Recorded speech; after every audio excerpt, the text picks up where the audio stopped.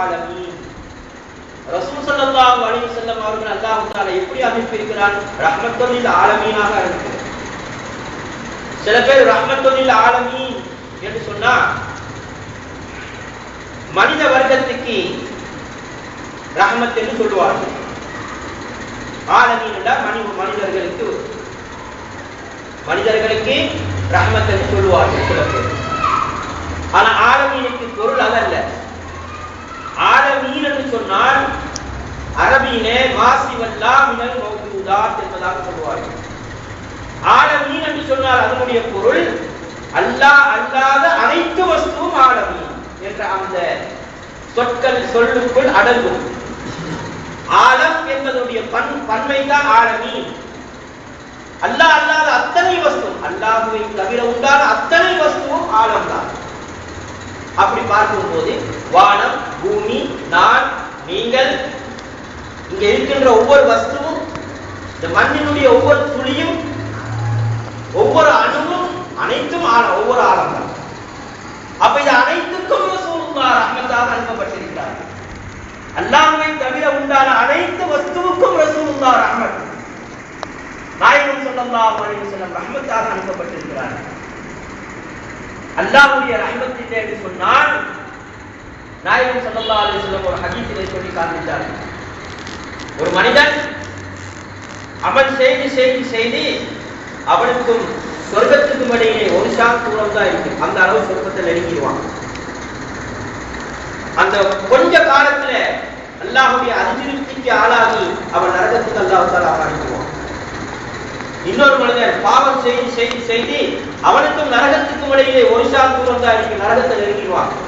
அந்த கொஞ்ச காலத்துல அவனுடைய ஏதோ ஒரு செயலின் காரணத்தினால் அல்லாஹ் அவனை பொருந்தி கொண்டு அவனை மன்னிச்சு சொர்க்கத்துக்கு அனுப்பி. அப்ப ஆயிஷா நாயகி கேட்கிறாங்க, யா ரசூலுல்லாஹ், அல்லாஹ்வுடைய ரஹ்மத்தை தவிர ரஹ்மத்தன்றி யாரும் விமோசனம் பெற முடியாதா? ரசூலுல்லாஹ் சொல்றாங்க, ஆம், அல்லாஹ்வுடைய ரஹ்மத்தை கொண்டே ஒழிய யாருமே விமோசனம் பெற முடியாது. அப்ப அல்லாஹ்வுடைய ரஹ்மத்தை கொண்டு யாரும் விமோசனம் பெற முடியாது என்று ரசூல் ஸல்லல்லாஹு அலைஹி வஸல்லம் அந்த ஹதீஸிலே சொல்கிறார்கள் என்று சொன்னால் நமக்கு ரஹ்மத் யார்? ரஹ்மத்துல் ஆலமீன் யாரு? ரசூல் ஸல்லல்லாஹு அலைஹி வஸல்லம் அவர்கள். அப்ப ரசூலுல்லாஹ்வை ஒதுக்கிட்டு எப்படி எல்லாம் விமோசனம் பெறுவது? நாயகம் ஸல்லல்லாஹு அலைஹி வஸல்லம் அவர்களை ஒதுக்கிட்டு எப்படி நாம் விமோசனம் பெறுவது? விமோசனம் பெறவே முடியாது. அல்லாஹ் தஆலா பரிசுத்த குர்ஆனிலே சொல்கிறார், வமா கான யுஅذிபுஹும் வ அன்த ஃபீஹிம். ரெண்டு விஷயத்தை அந்த ஆயத்தில் அல்லாஹ் தஆலா சொல்கிறார். இந்த ஆயத்துடைய தொடர் சரியா ஞாபகத்தில் வருதில்லை. அதனுடைய இரண்டாவது தொடர் வமா கான யுஅذிபுஹும் வ அன்த ஃபீஹிம். இரண்டு விஷயத்தை அந்த ஆயத்தில் அல்லாஹ் தஆலா சொல்றார்.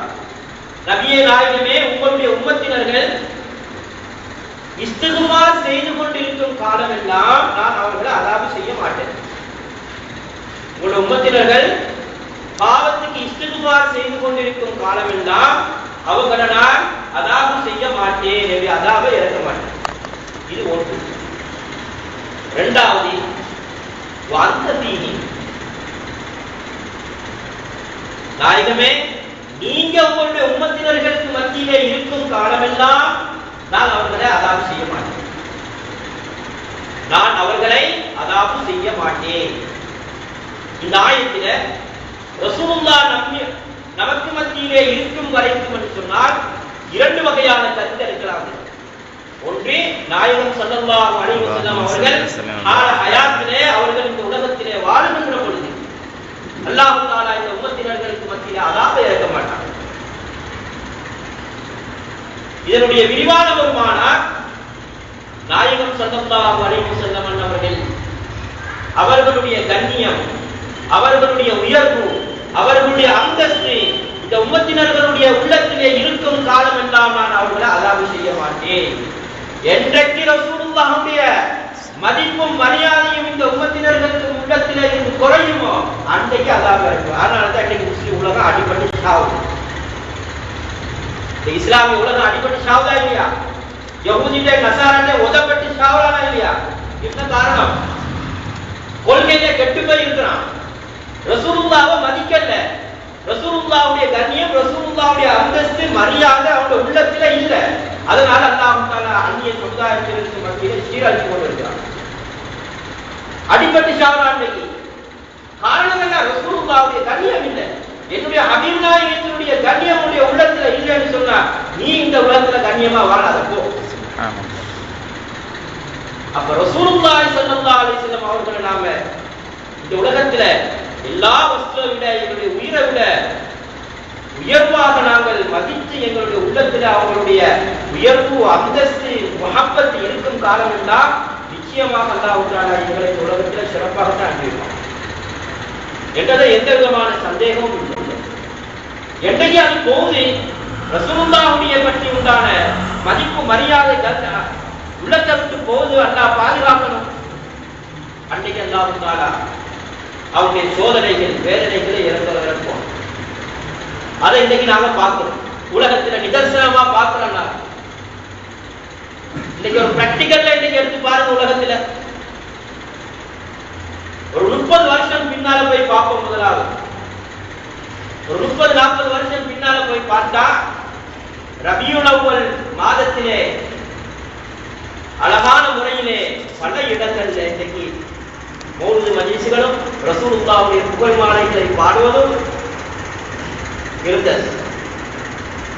அந்த காலத்துல முஸ்லிம்கள் எப்படி இருந்தாங்க?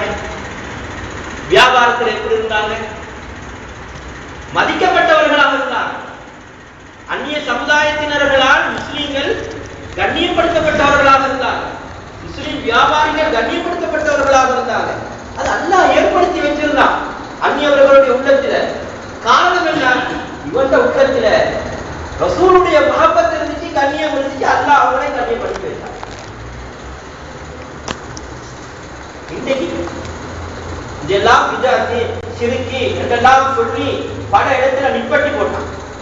இப்ப இந்த காலத்துல எப்படி இருக்கு இஸ்லாமிய சமுதாயத்துக்கு மத்தியில? கட்ட பஜார்ல போய் பார்த்தா விளங்கும்.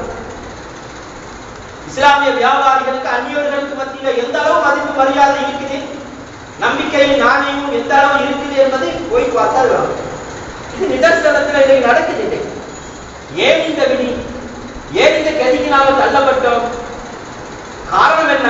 எங்களுடைய முன்னோர்கள் எங்களுக்கு ஒரு முறையை சொல்லி தந்தார். நாங்க இந்த உலகத்துல கண்ணியமாக மதிப்போடு நாம வாழணுமா, இதை செஞ்சு வாங்க, இன்னென்ன முறைகளை நீங்க நடந்து வாங்க என்று எங்களுக்கு ஒரு வழிமுறையை காட்டி தந்தார். அந்த வழிமுறையெல்லாம் கைவிட்ட காரணத்தினால் இன்றைக்கு இந்த நிலையில சமுதாயம் வந்து நிற்கிறது பார்க்கணும். எனவே அன்பான சகோதரர்களே, நாயகம் ஸல்லல்லாஹு அலைஹி வஸல்லம் அவர்களுடைய மதிப்பு, மரியாதை, கண்ணியம் உங்களுடைய உள்ளத்தில் நாம் ஆக உயர்வாக இருக்கிறோம். ஒரே ஒரு விடயத்தை மாத்திரம் சொல்லிவிட்டு நான் முடித்துக் கொள்றேன். ரசூல் ஸல்லல்லாஹு அலைஹி வஸல்லம் சொன்னார், 3 விஷயங்களை நீங்க உங்களுடைய பிள்ளைகளுக்கு கற்றுக்கணும். அல்லிமு அவுலாதக்கும் மின் ஸலாத்தி ஃபிசாலி. 3 விஷயத்தை ஒரு பிள்ளைகளுக்கு கற்றுக்கணும். முதலாவது ஹுப்ப நபியி, உங்களுடைய நபியினுடைய முஹப்பத்தை கற்றுக்கணும். ரசூலுல்லாஹ்வை எப்படி நேசிக்கிறது, ரசூலுல்லாஹ் யார், அவருடைய அந்தஸ்து என்ன, அவருடைய புகழ் என்ன என்ற அந்த உயர்வை ஒரு பிள்ளை முளைக்கும் போதே போற்றணும். ஆபா சொல்லும் போதே அந்த உணர்வை உண்டாக்கிற நம் பிள்ளைய உள்ளத்துல. அதனால ரசூலுல்லாஹி ஸல்லல்லாஹு அலைஹி வஸல்லம் அல்லிமு அவுலாதக்கும் மின் ஸலாத்தி ஃபிசாலி ஹுப்ப நபியி. முதலாவது உங்களுடைய நபியினுடைய மஹப்பத்தை நீங்க உண்டாக்குங்க. உங்க நபியை நேசிக்கக்கூடிய முறையை உங்களுடைய பிள்ளைகளுக்கு கற்றுக் கொடுங்க. இரண்டாவது வஹுப்ப ஆலி பைத்திஹி, ரசூலுல்லாஹ்வுடைய குடும்பத்தினர்கள், அஹ்லு பைத்திகள், அவங்க யார், அவங்க எப்படிப்பட்டவங்க, அவங்களுடைய கண்ணியம் என்ன, அவங்களை எப்படி நேசிக்கணும் என்ற அதன் முறையை சொல்லிக் கொடுங்க. மூன்றாவது சொன்னாங்க திலாவத்துல் குர்ஆன், குர்ஆனை ஓதக்கூடிய முறையை கற்றுக் கொடுங்க. குர்ஆனை ஓதக்கூடிய முறையை கற்றுக் கொடுங்க. இந்த 3 விஷயத்தை உங்களோட பிள்ளைகளுக்கு நீங்கள் கற்றுக் கொடுங்க. நாயகம் ஸல்லல்லாஹு அலைஹி வஸல்லம் சொன்னாங்க. இந்த ஹதீஸ்ல நிறைய விளக்கங்கள் இருக்கு. குர்ஆனை ஏன் பற்றி சொன்னாங்க, ரசூலுல்லாஹ்வுடைய முஹப்பத்தையும் அஹ்லு பைத்திகளுடைய முஹப்பத்தையும் ஏன் முற்படுத்தி சொன்னாங்க ரசூல் ஸல்லல்லாஹு அலைஹி வஸல்லம்? முஹப்பத் தான் ஈமான். குர்ஆன் ஓதுறது என்பது அமல். ஈமான் இல்லாமல் அமல் ஏற்றுக்கொள்ளப்படாது. ஈமான் இல்லைன்னா அமலுக்கு எனவேதான் ரசூல் ஸல்லல்லாஹு அலைஹி வஸல்லம் ரசூலுல்லாஹ்வுடைய மஹப்பத்தையும் அஹ்ல் பைத்துகளுடைய மஹப்பத்தையும் உட்படுத்தி திலாவத்துல் குர்ஆனை மூன்றாவதாக ரசூல் ஸல்லல்லாஹு அலைஹி வஸல்லம் சொல்லுவார்கள். எனவே பேரன்புக்குரிய அல்லாஹ்வின் நல்லடியார்களே, சிறப்பான சங்கியான இந்த ரபியுல் அவ்வல் மாதத்திலே கண்மணி நாயகம் ஸல்லல்லாஹு அலைஹி வஸல்லம் அவர்களுடைய இந்த பிறப்பினுடைய இந்த மாதத்திலே நாங்கள் அதிகமாக ரசூல் ஸல்லல்லாஹு அலைஹி வஸல்லம் அவர்கள் மீது நாங்கள் ஸலவாத்துகளை ஓதிக்கொள்ளணும். அதிகமாக அவர்களுடைய புகழ்களை, அவர்களுடைய வாழ்க்கை வரலாறுகளை சிறார்களுக்கு நாங்கள் சொல்லிக் கொடுத்து எங்களுடைய எதிர்கால சமுதாயம் அந்த சிறுவர்களுக்கு உள்ளத்திலையும் ரசூலுல்லாஹ்வுடைய மஹப்பத்தை நாம் உண்டாக்குவதற்கு நாம் முயற்சி செய்து கொள்ள வேண்டும். நம் அனைவர்களுக்கும் நாளை கியாமத் நாளிலே கண்மணி நாயகம் ஸல்லல்லாஹு அலைஹி வஸல்லம் அவர்களுடைய வேளாம்பரமான ஷஃபாஅத்துக்கு அருகதை உள்ளவர்களாக நம் அனைவர்களையும் ஆக்கியருள்வாயாக. ஆமீன். யா அல்லாஹ், நம் அனைவர்களையும் நபிகள் நாயகம் ஸல்லல்லாஹு அலைஹி வஸல்லம் அவர்களுடைய ஹவுதுல் கௌசர் என்ற தடாகத்திலே இருந்து அவர்களுடைய பொற்கரங்களால் நீர் அருந்தக்கூடிய பாக்கியத்தை எங்களுக்கு தருவாயாக. ஆமீன். நாளைய கியாமத் நாளிலே சூரப்பதியிலே அவர்களுக்கு அருள்வாகத்தை நாங்கள் இருப்பதற்கு யா அல்லாஹ், நாங்கள் மரணிப்பதற்கு முன்பதாக கண்மணி நாயகம் ஸல்லல்லாஹு அலைஹி வஸல்லம் அவர்களை கனவிலும் நினைவிலும் நாங்கள் கண்டு மகிழ்வதற்கு எங்களுக்கு தௌஃபீக் தருவாயாக. ஆமீன் ஆமீன். அல்ஹம்துலில்லாஹி ரப்பில் ஆலமீன். அஸ்ஸலாமு அலைக்கும் வரஹ்மத்துல்லாஹி வபரகாத்துஹு.